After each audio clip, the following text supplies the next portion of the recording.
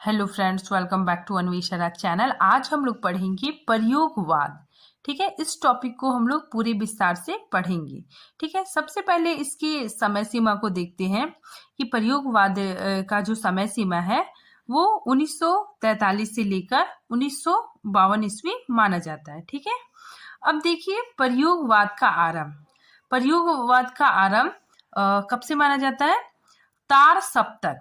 ठीक है, तार सप्तक का जब प्रकाशन होता है तब से प्रयोगवाद का आरंभ माना जाता है। ठीक है, इसमें 7 कवियों का मंडल, ठीक है, मतलब इसमें 7 कवि को सम्मिलित किया गया था।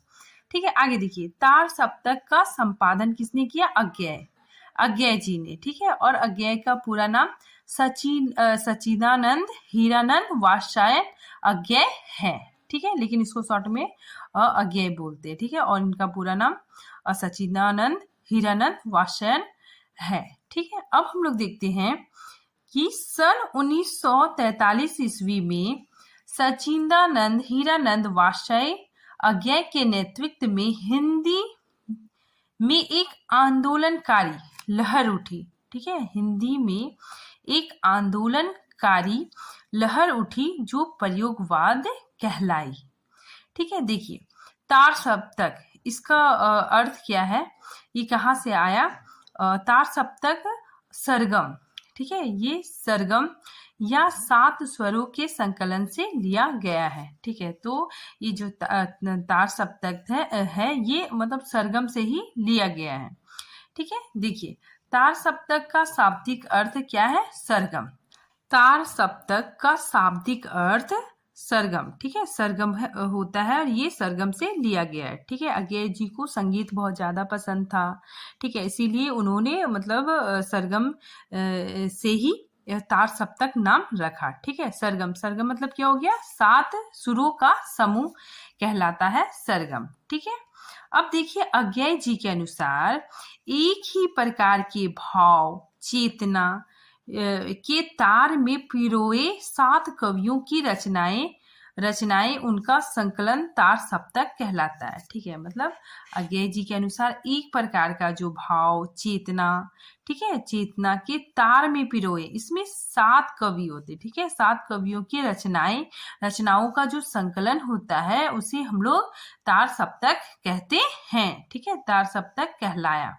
आगे देखिए, तार सप्तक मूलतः प्रभाकर माचवी के दिमाग की उपज मानी जाती है। ठीक है, तो सबसे पहले किसके दिमाग में आया? प्रभाकर माचवी के दिमाग में आया। ठीक है, परंतु इसके प्रवर्तक, ठीक है ना, इसके प्रवर्तक का श्रेय अज्ञेय को माना जाता है। ठीक है, तो इसमें बोला जा रहा है कि दिमाग की उपज सबसे पहले कहाँ पे किसके दिमाग में आया? प्रभाकर माचवे के।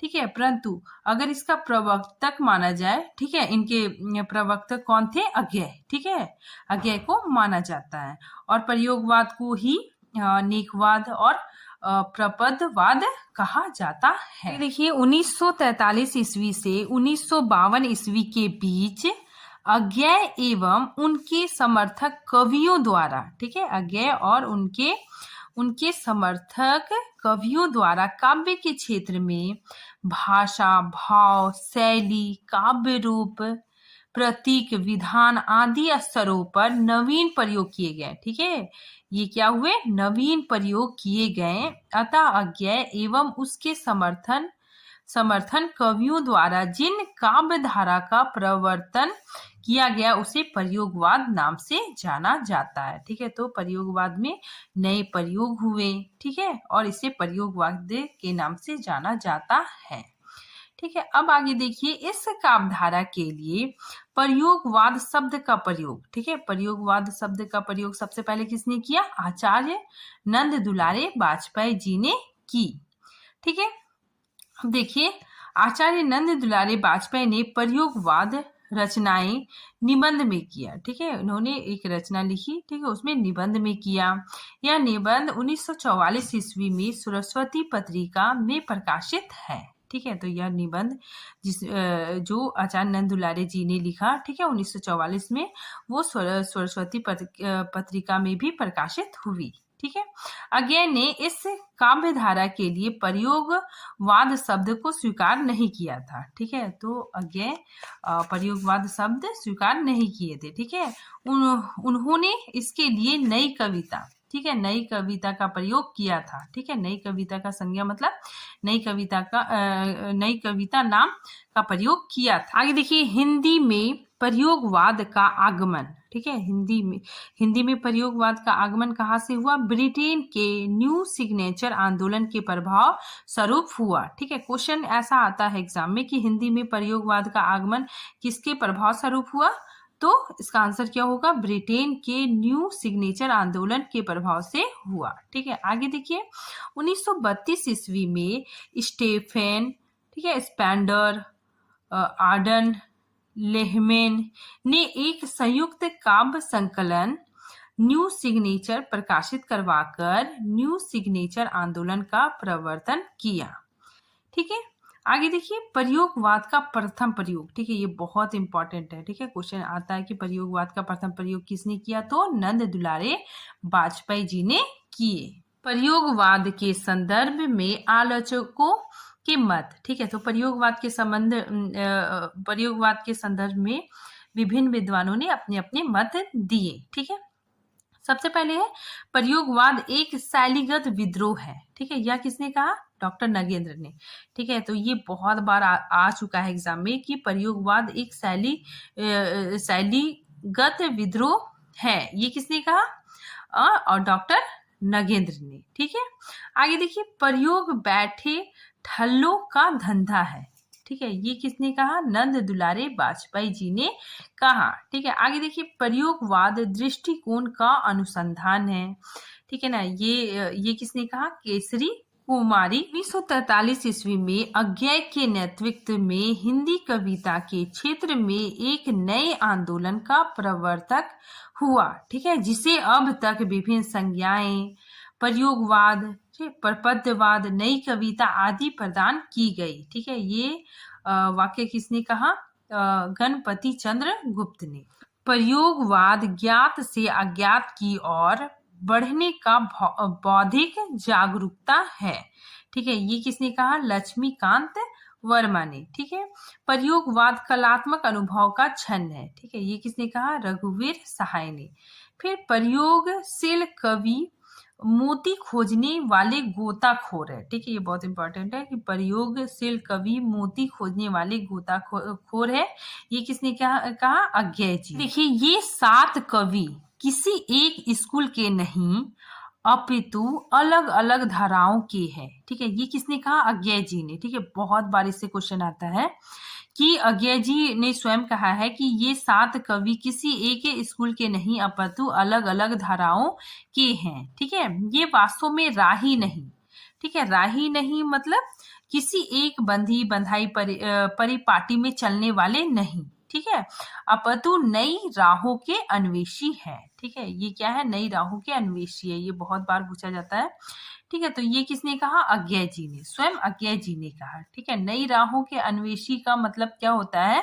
कि नए नए मार्ग खोजने वाले हैं। ठीक है, ये कवि क्या है? नए नए मार्ग खोजने वाले हैं, काव्य की नई नई शैली खोजने वाले हैं। ठीक है, नई राहों के अन्वेषी। ठीक है, ये अज्ञे जी ने कहा। ठीक है, तार सप्तक की भूमिका में अज्ञे जी ने लिखा था। ठीक है, आगे देखिए, प्रयोगवाद कोई वाद नहीं, हम वादी नहीं, ना प्रयोग अपने आप में इष्ट या साध्य है। ठीक है, तो ये किसने कहा? अज्ञे जी ने। अब हम लोग देखेंगे तार सप्तक विशेष। ठीक है, तार सप्तक के बारे में हम लोग उसके मुख बातें जानेंगे। ठीक है, जैसे देखिए, तार सप्तक को ही प्रथम सप्तक भी कहा जाता है। ठीक है, तो प्रथम सप्तक को ही तार सप्तक कहा जाता है। ठीक है, सबसे पहले तार सप्तक हुआ, उसके बाद फिर दूसरा सप्तक। ठीक है, उसके बाद फिर तीसरा सप्तक और उसके बाद फिर चौथा सप्तक। ठीक है, आगे देखिए, तार सप्तक में कुल 3 महिलाएं, ठीक है, 3 महिला सम्मिलित थी।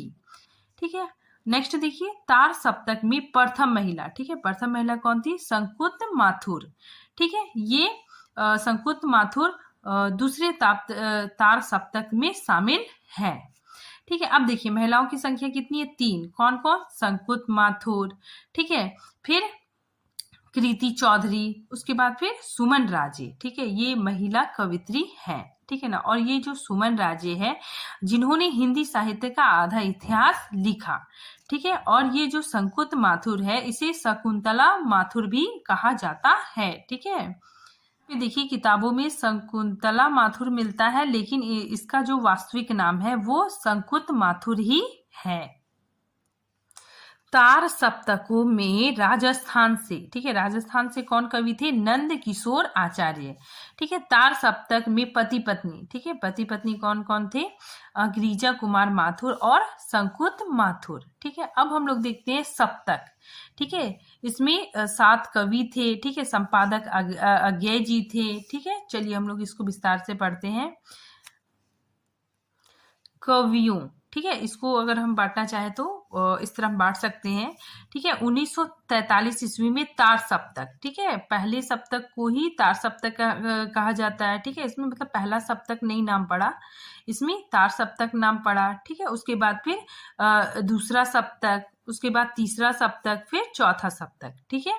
पहला सप्तक 1943 ईस्वी में, ठीक है, दूसरा सप्तक 1951 में, ठीक है, और तीसरा सप्तक 1959, ठीक है, और चौथा सप्तक 1979 में हुआ, ठीक है। देखिए इसकी संख्या कितनी थी, 4, ठीक है। और पहला सप्तक, ठीक है, पहला सप्तक का नाम ही तार सप्तक रखा गया, ठीक है। और इसका जो समय सीमा है वो 1943 ईस्वी था, ठीक है। फिर दूसरा सप्तक इसके 8 साल बाद, ठीक है, इसको अगर हम 8 साल को बढ़ा देंगे तो इसका ईस्वी निकल जाएगा, ठीक है, 1951 ईस्वी, ठीक है। नेक्स्ट देखिए तीसरा सप्तक, इसको भी अगर हम 8 साल बढ़ा देंगे तो 1959 ईस्वी हो जाएगा, ठीक है। फिर चौथा सप्तक, इसमें क्या होता है ना, इसमें मतलब 20 साल, ठीक है, 20 साल का अंतर पाया जाता है। ये दोनों में तो 8-8 साल बढ़ता है, इसमें क्या होता है कि 20 साल बढ़ जाता है, ठीक है। तो इसका जो समय है वो 1979 ईस्वी हो जाता है, ठीक है। और ये जो तार सप्तक है इसमें कुल 7 कवियों को शामिल किया जाता है, ठीक है। देखिए अब हम इसको थोड़ा सा ट्रिक से या फिर सूत्र से इसको समझेंगे। सप्तक के कवि, ठीक है, अगर हम इसको सूत्र से देखेंगे तो देखिए ARM आम हो गया, ठीक है, फिर M के बाद N होता है, फिर GB, ठीक है। तो इस तरह हम लोग याद कर सकते हैं, ठीक है, ये सूत्र से। ए से क्या हो गया, अज्ञेय जी, ठीक है, इनका जन्म कब हुआ था, 1911 में, ठीक है। उसके बाद फिर R से हो गया राम विलास शर्मा, ठीक है। M से मुक्ति बोध, इनका जो जन्म समय है वो 1917 है, ठीक है। रामविलास शर्मा का जन्म समय 1912 है। एम से देखिए माचवे, ठीक है, प्रभाकर माचवे हो गए, ठीक है। एन से नेमीचंद्र जैन, ठीक है। जी से गिरजा कुमार माथुर, ठीक है। और बी से भरत भूषण अग्रवाल, ठीक है। अगर हम इसको हिंदी के ट्रिक से याद करेंगे तो हिंदी के ट्रिक से हम लोग इस तरह याद कर सकते हैं कि अज्ञेय ने नेमी राम से मुक्ति पाने के लिए भारत प्रभाकर को गिरा दिया, ठीक है। तो इस वाक्य को अगर हम लोग याद कर लेंगे तो हमें तार सप्तक के कवियों को हम लोग बहुत आसानी से याद कर सकते हैं, ठीक है। जैसे देखिए यहाँ पे अज्ञेय हो गया, ठीक है, नेमी से नेमी चंद्र जैन, ठीक है, राम से राम विलास शर्मा, ठीक है, मुक्ति से मुक्ति बोध, फिर भरत से भरत भूषण अग्रवाल, ठीक है, प्रभाकर से प्रभाकर माचवे, गिरा से गिरजा कुमार माथुर। दूसरा सप्तक 1951 ईस्वी, ठीक है। देखिए इसको अगर हम इंग्लिश के सूत्र से याद करेंगे तो SBS, ठीक है, फिर HN, उसके बाद फिर DR, ठीक है। तो S से क्या हो गया, शमशेर बहादुर सिंह, ठीक है। B से भवानी प्रसाद मिश्र, S से संकुत माथुर, ठीक है, ये भी क्या थी, महिला, ठीक है। नेक्स्ट देखिए हरि नारायण व्यास, नेक्स्ट नरेश, N से नरेश मेहता, फिर D से धर्मवीर भारती, R से रघुवीर सहाय, ठीक है। अगर हम इसको हिंदी के ट्रिक से याद करेंगे तो हम लोग ऐसे याद कर सकते हैं कि हरि धर्म के लिए रघुवीर ने शकुंतलम को नरेश सिंह के भवन से निकाल दिया, ठीक है। तो इसी तरह हम लोग याद कर सकते हैं, हरि से क्या हो गया, हरिनाथ व्यास, ठीक है, धर्म से धर्मवीर भारती, ठीक है, रघु से रघुवीर सहाय, ठीक है, संकुत से हो गया संकुत माथुर, ठीक है, ये महिला थी। फिर नरेश मेहता, ठीक है, नरेश से नरेश मेहता, ठीक है। सी से क्या हो गया, शमशेर बहादुर सिंह। और भाव से भवानी प्रसाद मिश्र, ठीक। तो इस ट्रिक से हम लोग बहुत आसानी से याद कर सकते हैं। फिर देखिए नरेश मेहता, इनको मतलब ज्ञानपीठ पुरस्कार मिला हुआ था, ठीक है। अब देखिए तीसरा सप्तक, ठीक है, 1959 ईस्वी में हुआ था, ठीक है। देखिए इसका जो हम लोग ट्रिक, अगर हम लोग ट्रिक से याद करेंगे तो कुंवर केदार के सर्व विजय की कृति, ठीक है। कृति भी कृति चौधरी भी कौन थी, महिला थी, ठीक है। कृति प्रयाग से लेकर मदनपुर तक फैल गई, ठीक है। तो इस तरह हम लोग याद कर सकते हैं। देखिए कुंवर से क्या हो गया, कुंवर नारायण, ठीक है। केदार से केदारनाथ सिंह, ठीक है। सर्व से सर्वेश्वर दयाल सक्सेना, ठीक है। फिर इससे हो गया विजय देव नारायण शाही, ठीक है। कृति से कृति चौधरी, ठीक है। प्रयाग नारायण त्रिपाठी, फिर मदन वात्स्यायन है, ठीक है। तो इस तरह हम लोग याद कर सकते हैं तीसरे सप्तक के कवियों को। चौथा सप्तक, ठीक है, 1979 ईस्वी में, ठीक है। अगर हम इसको ट्रिक से याद करते हैं तो देखिए अवधेश के राजकुमार श्री राम ने राजेंद्र नंद किशोर को सुमन के साथ स्वदेश भेज दिया, ठीक है। तो इस तरह देखिए अवधेश कुमार हो गया, ठीक है। राजकुमार कुभंस हो गया, फिर श्री राम वर्मा, ठीक है। राजेंद्र से राजेंद्र किशोर, ठीक है। फिर नंद किशोर आचार्य, ठीक। सुमन राजे कौन थी, महिला थी, ठीक है। और फिर स्वदेश भारती, ठीक है। तो इस तरह हम लोग ट्रिक से बहुत मतलब इजीली याद कर सकते हैं। अब हम लोग देखते हैं अज्ञेय जी को, ठीक है। अज्ञेय जी का ये जो भंग दूत है 1933 ईस्वी में इसका प्रकाशन हुआ था। ये प्रथम काव्य संग्रह है, ठीक है। ये बहुत ज्यादा फेमस है, ठीक है। तो अज्ञेय जी का ये प्रथम काव्य संग्रह है, ठीक है। फिर ये कितनी नावों में कितनी बार, ठीक है, ये बहुत इंपॉर्टेंट है। इसका प्रकाशन 1967 में प्रकाशित हुआ था, ठीक है। और इसे ज्ञानपीठ पुरस्कार भी मिला था 1978 में, ठीक है। 1978 में इसको ज्ञानपीठ पुरस्कार मिला था, ठीक है। कितनी नावों में कितनी बार, ठीक है। ये बहुत ही ज्यादा फेमस है, अज्ञेय जी की बहुत ही प्यारी रचना है। आगे देखिए मुक्ति बोध, ठीक है। मुक्ति बोध में देखिए इनकी दो रचनाएं बहुत ज्यादा मतलब बहुत ही ज्यादा प्रसिद्ध है, जिसमें देखिए चांद का मुंह टेढ़ा, ठीक है। फिर भूरी भूरी खाक धूला, ठीक है। तो ये दोनों रचनाएं बहुत ज्यादा फेमस है। और इनकी जो प्रमुख कविताएं हैं ब्रह्म राक्षस और अंधेरे में, ठीक है। ये बहुत लंबी लंबी कविताएं हैं, ठीक है। और ये दोनों रचनाओं में फैंटेसी का यूज किया गया है। मुक्ति बोध को भयानक खबरों का कवि भी कहा जाता है, ठीक है। अगर हम इसको देखेंगे तो मुक्ति बोध को फैंटेसी का कवि भी कहा जाता है, ठीक है। फैंटेसी का जनक किसे कहा जाता है, मुक्ति बोध को, ठीक है। अब देखिए फैंटेसी क्या होता है कि किसी काल्पनिक कथा के माध्यम से मन के द्वंद्वों का चित्रण करना क्या है, फैंटेसी है। वाद की विशेषताएं एवं प्रवृत्तियां, ठीक है। सबसे पहले क्या है, नवीन उपमानों का प्रयोग, ठीक है। इसमें देखिए प्रयोगवादी कवियों ने पुरानी एवं प्रचलित उपमानों के स्थान पर, ठीक है, जो पहले जो पुरानी और प्रचलित उपमानों के स्थान पर नए उपमानों, ठीक है, उन्होंने नए उपमानों का प्रयोग किया, ठीक है। पहले मतलब बोला जाता था, मतलब उपमा का प्रयोग किया जाता था कि सीता का मुख चंद्रमा के समान है, तो वो जो प्राचीन थी। लेकिन इसमें क्या था, प्रयोगवादी कवियों ने नए उपमानों का प्रयोग किया, ठीक है। नेक्स्ट देखिए बुद्धिवाद की प्राधान्यता, ठीक है। इसमें क्या था कि बुद्धिवाद की प्राधान्यता थी, ठीक है। इस युग के कवियों ने बुद्धि तत्व को अधिक प्राधान्यता दी, ठीक है। मतलब इन्होंने मतलब मन के भावों से ज्यादा बुद्धि, ठीक है, बुद्धि तत्व को अधिक प्रधानता दी, ठीक है। इसके कारण काव्य में कहीं कहीं दुरुस्तता आ गई है, ठीक है। तो इसमें बताया जा रहा है कि पहले के कवियों जो रचनाएं होती थी, कविताएं होती थी, उसमें मतलब मन के भाव को ज्यादा प्रधानता दी जाती थी, ठीक है। लेकिन जो प्रयोगवादी कवि थे वो बुद्धि को ज्यादा महत्व देते थे, ठीक है। आगे देखिए रूढ़ियों के प्रति विद्रोह, रूढ़ियों के प्रति विद्रोह। ठीक है, इस काल के कवियों ने सामाजिक रूढ़ियों का विद्रोह किया। ठीक है, और एवं रूढ़ि मुक्त नवीन समाज की ओर अग्रसर हुए। ठीक है, तो इस काल के कवि रूढ़ियों का, सामाजिक रूढ़ियों का विद्रोह करते थे। ठीक है, और रूढ़ि मुक्त समाज की ओर अग्रसर हुए। हम की प्रधानता। ठीक है, फयार्ड के मनोविश्लेषण से प्रभावित ये कवि अपने अहम को अधिक महत्वपूर्ण मानते हैं।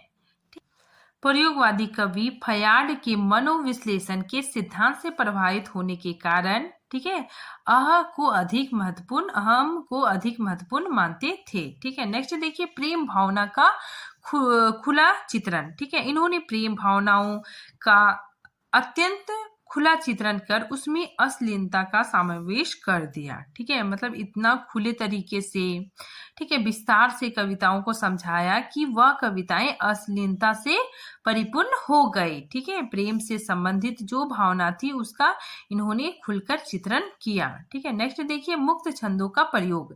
प्रयोगवादी कवियों ने अपने कविताओं के लिए मुक्त छंदों का प्रयोग किया। आगे देखिए, व्यंग की प्रधानता। ठीक है, इस काल के कवियों ने व्यक्ति व समाज दोनों पर अपनी व्यंग्यात्मक लेखनी चलाई। ठीक है, नेक्स्ट देखिए, लघु मानव की प्रतिष्ठा। ठीक है, प्रयोगवादी कवियों ने मानव से जुड़े प्रत्येक वस्तु को प्रतिष्ठित दी। ठीक है, प्रतिष्ठित की और उसे अपनी कविता का विषय बनाया। ठीक है, मतलब जो मानव के सूक्ष्म घटनाओं, ठीक है ना, मतलब प्रयोगवादी कवियों ने मानव की सूक्ष्म घटनाओं को भी इन्होंने अपने काव्य में महत्वपूर्ण स्थान दिया। ठीक है, छोटी से छोटी घटना को महत्व दिया और अपनी कविता का विषय बनाया। ठीक है, तो ये थे प्रयोगवाद के विशेषताएं या प्रवृत्तियां। ठीक है, आज के लिए इतना ही। Thank you friends.